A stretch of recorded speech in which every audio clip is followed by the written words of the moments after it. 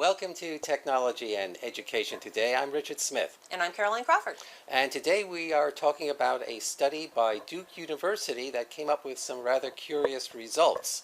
And what they did was they put computers into two libraries in the Public libraries, not school libraries, public libraries. Right, into two libraries in the Philadelphia area. One was in a very affluent area and another was in a very poor area. And the people targeted for use of the computers were students in the middle school range. And they had a rather interesting finding. The bottom line was they found that the students who benefited most from this, or the children who benefited most, were from the upper middle class area. And in fact what happened was that the information gap, or the knowledge gap, actually increased between these two groups of students rather than decreasing, because I think the original idea of the study was to see if those computers would, using those computers would decrease the gap of the knowledge gap between the two groups of students.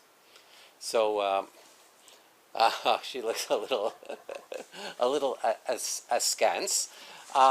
So this is I just find people so interesting that you throw something into a situation and it's going to make a difference. Oh, technology is so wonderful. No, it's not. It's just a stupid tool. How you implement it, how you support it within the environment makes the difference. Well, it's just a tool, just like a pencil or a pen or a book. It's just a tool. How it's implemented is what matters. How is it modeled for the students? That's what matters. Well, you're correct, and it's interesting that we have a lot of instances since I've been dealing with technology and education, where schools or school districts implement technology without having very clear-cut goals and without a support system. Now, what was found... Or professional development, how to actually implement the thing. And what was found in this instance, when the researchers looked at how the computers were being used, they found that the parents of the students in the richer areas, where they had more money, they monitored their kids' use of the computers much more closely and made certain that their children were on task.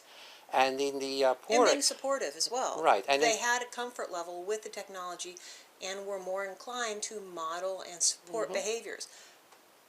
And that's supposedly what they found. And in the poor areas, the parents tended more to sit back and let their children go on the computers without trying to guide them. Which could be called discovery learning. Yes, it could be. But what happened was that some of the children, the younger children, got kind of frustrated after they zipped around the programs and couldn't figure out how to make them work, or didn't really think they were very relevant to I do that too. relevant to that particular day. And the older children sort of made the software that they were using into games. They approached it with an idea of gaming, with a gaming philosophy, and they didn't really learn too much from what they were doing. Now, I don't really know what particular software they put on those computers, but in any event, how the software was used and the encouragement or the monitoring by parents was an important factor. And we find this in public schools also, where computers are, up until this day, you'll find computers being purchased under the idea that if we simply put the computers into the classroom and we make the internet available these days, that somehow the students will learn a great deal more. Osmosis. Yeah, a form of osmosis. Than if we didn't have these computer systems. And there's no real planning for how to have a systematic approach to the implementation of computers. But don't you talk to people in the field who are constantly, oh, well, we have this great computer room, and it's the perfect room, and it's a sample, it's a model for everyone else. Like, it's technology. What are you doing with it? I don't understand. Oh, a pretty table, pretty room. What good is it? Well, where's the professional development? Where's the modeling that's right. supposed to be going on? But these days, we find a great deal of pressure or publicity on the next big thing, which is one-to-one computing, where every student gets a computer or a tablet, and frequently this is the idea of senior staff led by a superintendent, and they haven't really done their homework because they haven't really determined what the goals of the implementation are, and they haven't Professional development needs. right, and modeling needs, they haven't implementation. right, but they haven't picked the software to match the goals of the implementation. And then once you do that, you get into a systematic training program for the teachers, and frequently this is not found beyond basic information on how to use the tablet or computer assigned. Frequently these are iPads or Chromebooks or something like that. Yeah, Tablets, laptops. yeah. Some people use And so- smartphones. That's an option, Right, depending so on what they want.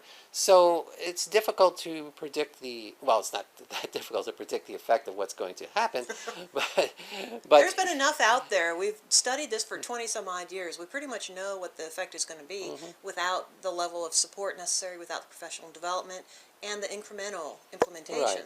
So the idea, including the parents. yes, so the idea is that simply because one places a computer in a classroom or a smart board or anything else to that effect, if the goals of the implementation are not clear, and the implementation doesn't meet the needs that the teachers actually feel that they have, real needs that they have, not the needs that the school administration think that they ought to have, but I feel like. but needs that they have. And when I say needs that the teachers have, I mean make their life easier, not more complicated through the use of technology. Now, a lot of people will say, no, the children first. We want to do everything for the children. But if you're not supporting the teachers and you simply put in the technology and tell the teachers, well, Figure it out. we want A, figure it That's out, what I usually heard. Figured out.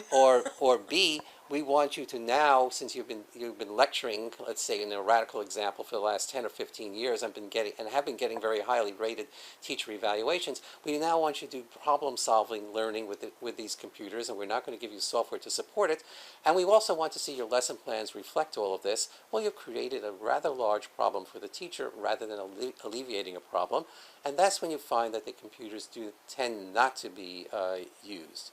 So a very key important factor in all of this is 1, the parents, and 2, the teachers, and 3, the key to the entire thing is having a computer system in the classroom that has a purpose in helping to facilitate the work of the teachers, and the work of the teachers is getting their students to learn efficiently and effectively.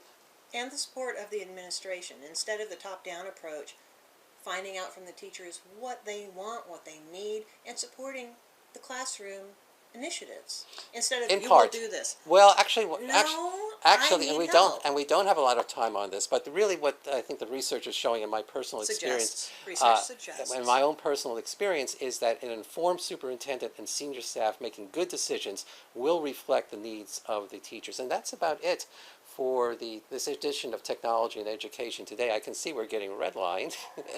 For Technology and Education Today, I'm Richard Smith. And I'm Caroline Crawford. Bye.